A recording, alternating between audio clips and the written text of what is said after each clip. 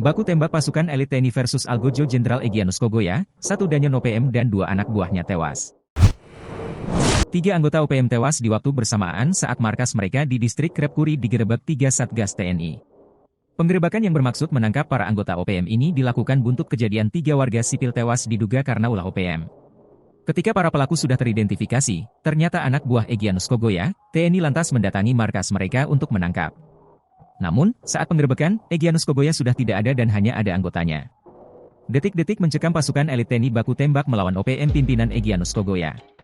TNI menugaskan 3 Satgas dalam misi super berat ini, yakni Satgas Tim Taipur, Satgas Yonif Mister 411 Pandawa, dan Satgas Elang.